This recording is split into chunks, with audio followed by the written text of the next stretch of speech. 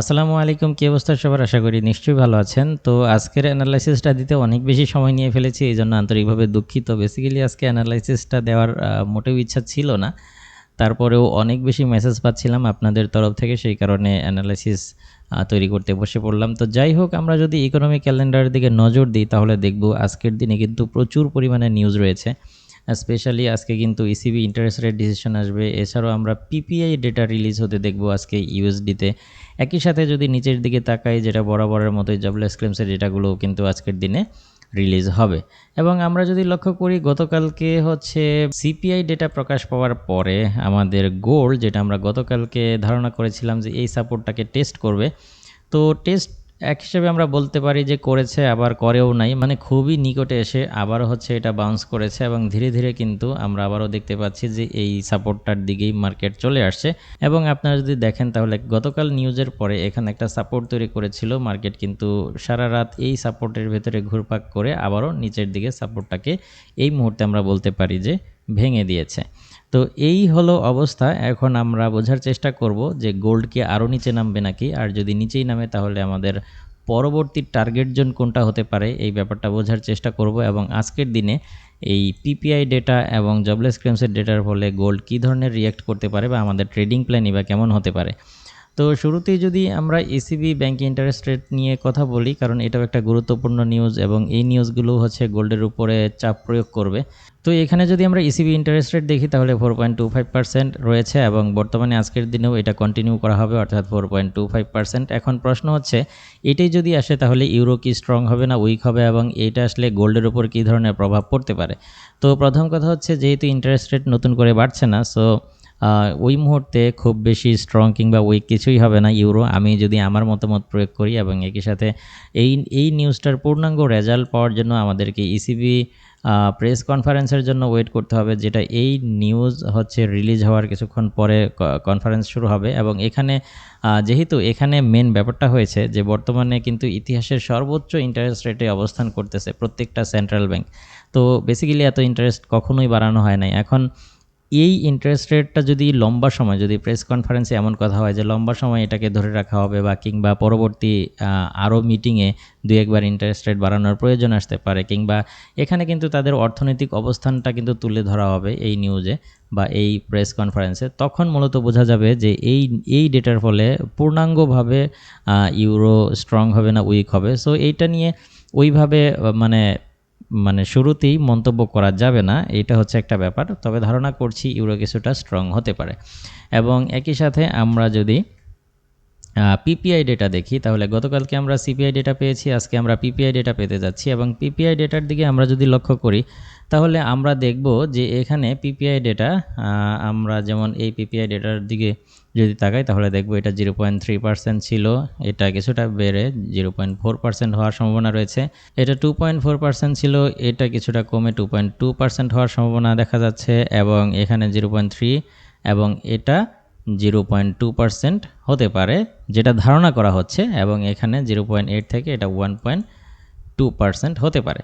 তাহলে আমরা যদি লক্ষ্য করি তাহলে এই দুইটা ডেটা হচ্ছে একটু নেগেটিভ আশা করা হচ্ছে, এবং পরবর্তী এই দুইটা ডেটা কিন্তু বেশি আশা করা হচ্ছে। তো এইটা এখানে কিন্তু একটা মিক্স ডেটা কিন্তু এখানেও আমরা দেখতে পাচ্ছি। তো এখানে আমাদের এই ধরনের পরিস্থিতিতে আমাদের সিদ্ধান্তটা কেমন নেওয়া উচিত, তবে আমি আপনাদেরকে একটা ধারণা দিয়ে রাখি, সেটা হচ্ছে যদি এখানে এই পিপিআই ডেটা প্রত্যেকটাই একটু বেশি বেশি যদি আসে, মানে সবসময় যেটা ধারণা করা হয় সেটাই তো আসে না, কম বেশি তো আসে। তবে এখানে যদি প্রত্যেকটাই একটু বেশি বেশি আসে এবং অধিকাংশগুলোই যদি বেশি বেশি আসে, দেখা গেল এখানে আমরা পিপিআই ডেটা দেখতে পাচ্ছি 1 2 3 4টা, তো 4টার ভেতরে যদি 3টাই বেশি আসে এবং সব কয়টাই যদি বেশি আসে তাহলে কিন্তু ডলার আরও বেশি স্ট্রং হয়ে যাবে। সেই ক্ষেত্রে কিন্তু গোল্ড আরও অনেক নিচে নামে যাওয়ার সম্ভাবনা তৈরি হবে এবং এটা নেমেই যাবে বলা যায় এক প্রকার। আর যদি অধিকাংশ ডেটাই যদি কম আসে, পার্সেন্টেজটা এখানে যেটা ধারণা করা হচ্ছে এর থেকে যদি কম আসে, সেই ক্ষেত্রে কিন্তু গোল্ড কিছুটা প্রাইস কারেকশন করে উপরে যেতে পারে। ব্রেকআউট হবে এমন কথা আমি বলছি না, তবে কিছুটা প্রাইস কারেকশন করে উপরে যেতে পারে।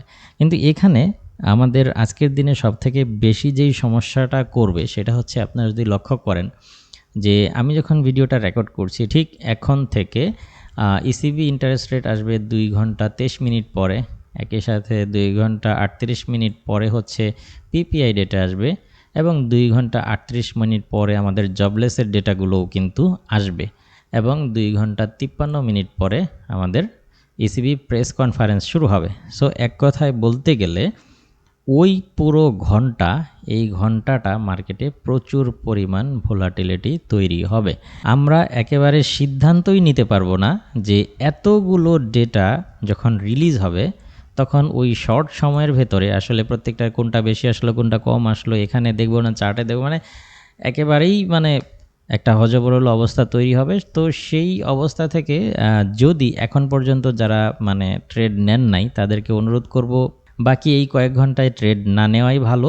নিউজ রিলিজ হওয়ার পরে নিউজের ডেটা দেখে ট্রেড নেবেন, আর যারা ট্রেড নিয়েছেন তারা হচ্ছে টেক প্রফিট স্টপ লস দিয়ে ওই সময়টাতে ট্রেড ম্যানেজ করার চেষ্টা করবেন, যেটা আমি একটু পরে টেকনিক্যালি বোঝানোর চেষ্টা করব। এরপরে তো জবলেস ক্লেমসের ডেটা নিয়ে আমরা কথা বললামই না। জবলেস ক্লেমসের ডেটা হচ্ছে আজকে যেটা আসছে এটাই যদি আসে এখানে যেমনটা দেখা যাচ্ছে তাহলে কিন্তু ইউএসডি কিছুটা উইক হওয়ার সম্ভাবনা রয়েছে যদি এই ডেটাগুলোই আসে যেটা জবলেস ক্লেমসে আমরা লক্ষ্য করছি। বাট বেসিক্যালি তো জবলেস ক্লেমসের ডেটা অনেক কম বেশি চলে আসে, তো এটা তো আপনারা নিশ্চয়ই জানেন। যেমন আমরা গত সপ্তাহে কিন্তু জবলেসের ডেটাগুলো খুব পজিটিভই দেখেছি। তো এই সপ্তাহে কি হবে সেটা আসলে বলা যাচ্ছে না, কারণ সমস্ত মিডিয়া হচ্ছে ফোকাস দিচ্ছে পিপিআই ডেটার উপরে। ওকে, জবলেস ক্লেমসের ডেটাটাকে আজকে ওইভাবে কেউ প্রায়োরিটি দিচ্ছে না, তবে জবলেস ক্লেমসের ডেটা কিন্তু মার্কেটের মোড় ঘুরিয়ে দেওয়ার সক্ষমতা রাখে। বাট তারপরেও অর্থনীতিবিদরা আজকে পিপিআই ডেটার উপরেই সবথেকে বেশি জোর দিচ্ছে। তবে আপনাদের ট্রেডিং সিদ্ধান্ত নেওয়ার জন্য আমি এটা ক্লিয়ার করে দিলাম, যদি পিপিআই ডেটা ইনকেস বেশি চলে আসে যেটা ধারণা করা হচ্ছে, এই ডেটাটা যেটা এখানে দেখা যাচ্ছে এইটাই যদি আসে তাহলে বর্তমানে যেমন অবস্থায় রয়েছে ডিএক্সওয়াই চার্ট বা ডলারের অবস্থান সেটা খুব বেশি পরিবর্তন হবে না। বাট যদি বেশি বেশি আসে তাহলে কিন্তু ডলার আরও স্ট্রং হবে, আর যদি নেগেটিভ আসে তাহলে ডলারকে উইক হতে আমরা দেখতে পারি। এইবার আমরা চলে যাব হচ্ছে গোল্ড চার্টে। গোল্ড চার্টে যদি আমরা লক্ষ্য করি তাহলে যেমনটা বলছিলাম গোল্ড চার্ট কিন্তু ক্লিয়ার একটা ডাউন ট্রেন্ডের ভেতর দিয়ে মুভ করতেছে, এটা তো বলার অপেক্ষাই রাখে না যে গোল্ড ডাউন ট্রেন্ড। সো ট্রেন্ডের বিপরীতে যাওয়ার পরামর্শ কখনোই দিচ্ছি না। অবশ্যই যেহেতু ডাউন ট্রেন্ডে রয়েছে অবশ্যই সেল সেটআপ খোঁজার চেষ্টা করবেন, কারণ এখন পর্যন্ত যত সব ডেটাই আমরা দেখতে পাচ্ছি আজকের হচ্ছে জবলেস ক্লেমসের ডেটা বাদে, তাতে করে হচ্ছে আমরা গোল্ডে কিন্তু এখন পর্যন্ত ডাউন ট্রেন্ড লক্ষ্য করছি। এখন আজকের দিনে যদি পিপিআই ডেটা বেশি আসে তাহলে গোল্ড কি করতে পারে এবং গোল্ডের রিয়েক্টটা কি হতে পারে সেটা বোঝার চেষ্টা করব। এখন আমরা আজকের দিনে গোল্ড, আমি এখানে আরেকটা হরিজন্টাল লাইন আমি টেনে দিচ্ছি। আচ্ছা, যেমনটা গতকালকে ধারণা করেছিলাম যে গোল্ড হচ্ছে এই প্রাইস কিংবা এই প্রাইসটাকে টেস্ট করতে পারে, সো এটা কিন্তু আমরা ধরে নিতেই পারি যে এই প্রাইসটাকে অলরেডি টেস্ট করে ফেলেছে এবং তারপরেও গোল্ড যেহেতু আপ হয় নাই, তো গোল্ডকে আমরা ধারণা করতেছি এটা ধীরে ধীরে এই প্রাইসটাকে টেস্ট করতে পারে এবং পুনরায় এই প্রাইসটাকেও টেস্ট করতে পারে। এটা ভেঙে যদি ডেটা পজিটিভ আসে তাহলে ধীরে ধীরে গোল্ড কিন্তু এই দিকে ধাবিত হতে পারে। আর যদি এখান থেকে এই প্রাইস টেস্ট করে উপরে চলে যায় তাহলে সর্বোচ্চ আমাদের এই ট্রেন্ড লাইনটাকে টাচ করবে, আর এই ট্রেন্ড লাইনটাকে যদি টাচ করে তাহলে আমরা ধরে নিতে পারি যে সর্বোচ্চ এই পর্যন্ত মুভ করবে। তো সেই ক্ষেত্রে আমরা গোল্ডের পূর্ণাঙ্গ ব্রেকআউট কিন্তু আমাদের এই জোনটা অর্থাৎ 1912 যে লেভেলটা রয়েছে এই লেভেলটাকে গোল্ড ব্রেকআউট দিয়ে যতক্ষণ না উপরে যাচ্ছে ততক্ষণ আমরা গোল্ডকে ডাউন ট্রেন্ড হিসেবেই আইডেন্টিফাই করব এবং আমরা ঘুরে ফিরে সেল ট্রেড খোঁজারই চেষ্টা করব। তো এই হচ্ছে ব্যাপার। তো দেখা যাক আজকের দিনে ডেটা কী ধরনের আসে এবং মার্কেট কী ধরনের রিয়্যাক্ট করে। তবে বলে রাখা ভালো, যদি ডেটা পজিটিভও আসে, আমি আপনাদেরকে কিন্তু এটা অলরেডি কিন্তু ক্লিয়ার করেছি, তারপরও আরও ভালোভাবে ক্লিয়ার করে বলতেছি, ডেটা পজিটিভ আসার পরেও যদি ডেটা পজিটিভ আসে তাহলে বড়জোর গোল্ড এই পর্যন্ত এসে আবারও ডাউন হবে যতক্ষণ না গোল্ড এই ট্রেন্ড লাইনকে ব্রেকআউট করে আমাদের এই 1912 লেভেলটাকে ব্রেকআউট দেবে, ততক্ষণ গোল্ড বুলিশ ব্রেকআউট হবে না। এর আগে আমরা অবশ্যই গোল্ডকে বেয়ারিশ ট্রেন্ডেই পেয়ে যাব এবং ধীরে ধীরে আমরা এখানে সেল সেটআপই খোঁজার চেষ্টা করব। আশা করি বুঝতে পেরেছেন। এবং আজকের দিনে অবশ্য আমার ট্রেডিং প্ল্যানটা দেওয়া হয় নাই। আজকের দিনের ট্রেডিং প্ল্যান হচ্ছে গোল্ডকে যদি আপনারা পুনরায় আজকের দিনে এই প্রাইজের আশেপাশে পেয়ে যান, এই প্রাইজের আশেপাশে যদি গোল্ডকে আজকের দিনে পেয়ে যান, সেই ক্ষেত্রে এখান থেকে একটা সেল নিতে পারেন এবং এখান থেকে যদি সেল নেন সেই ক্ষেত্রে স্টপ লসটা এখানে সেট করে রাখার পরামর্শ দিচ্ছি। তো এই হচ্ছে আজকের দিনের ট্রেডিং প্ল্যান। আশা করি বুঝতে পেরেছেন। দেখা হবে পরবর্তী কোনো ভিডিওতে অন্য কোনো টপিক নিয়ে। সেই পর্যন্ত আপনি ভালো থাকুন, সুস্থ থাকুন। আল্লাহ হাফেজ।